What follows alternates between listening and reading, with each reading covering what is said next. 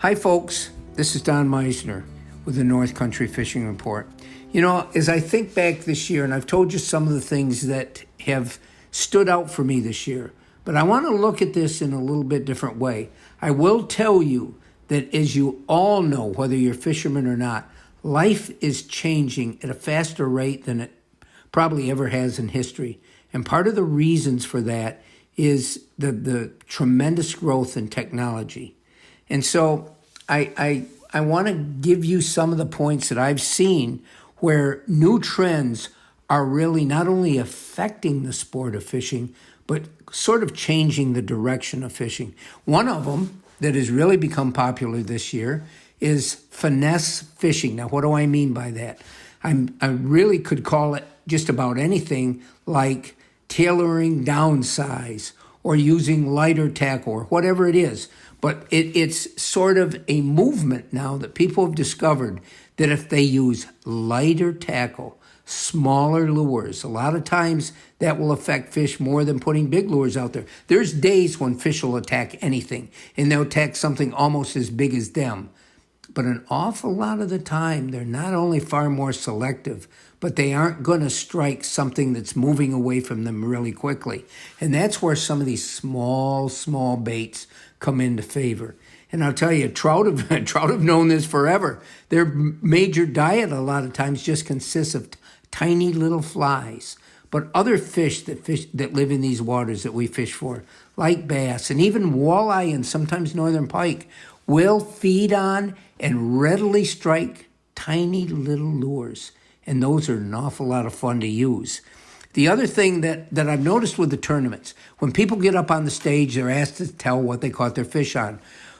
One of the things they used to say every year until this year was, it was all drop shot. We were using a green pumpkin drop shot bait. And that seemed to be 75 to 80% of the answers that you get from all these different professional fishermen. This year, they talked about a lot of other things that were being successful. They were going back to some of the age-old fishing techniques that we used before we discovered drop shotting, like tube jigs dragged along the bottom, little marabou jigs, Carolina rigs they talk about. And if you've never heard me speak much about that, just picture using a long line and you've got a sinker part of the way down, and then your lure's a long ways away from that. And rather than a vertical fishing technique, it's about dragging your bait along the bottom, but making it far away from the sinker, and it seems to be a very popular way to fish.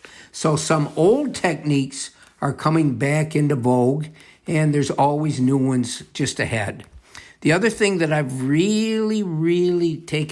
I've kind of taken issue with, but I can't change it. It's part of the rapidly changing world, and that is forward-facing sonar. It's all the electronics that have become so incredible that fishermen have screens and graphs in front of them where they can actually see into the water ahead of them. Not only can they see in, but they can see fish there. And not only can they see fish there, but they can almost see the very nature of the fish, the expression on its face. They can tell whether that fish is big or little. They can tell just how active it is. And it's changed the face of fishing. If you don't have one of these outfits on your boat, you're not going to have the same luck as those that do. At least that's the general opinion. But because of this technology now is available for kayaks and canoes and just about anybody. And not only does it affect the fishing out there, the fishermen, but it affects the tackle companies because now they're making lures out of materials that will be more, and forgive this word, but reflective by the sonar so that they're going to show up more on the graph. You can actually watch your lure come through the water and actually see the fish come swimming after it. So that's another new part and an ever-growing part of fishing. More soft plastics are being made by different companies now out of that material. One of the companies calls it Elastec, but whatever you want to call it, it's a type of plastic that becomes very, very, very tough and durable, even though it's soft and flexible. And the benefit of that is you're not tearing your baits up every time you get snagged, every time you hook a fish. You can use one bait, soft plastic bait, and it'll last a long time and catch lots of fish. And you would think, geez, why would the tackle companies do that? They're not going to sell as many baits.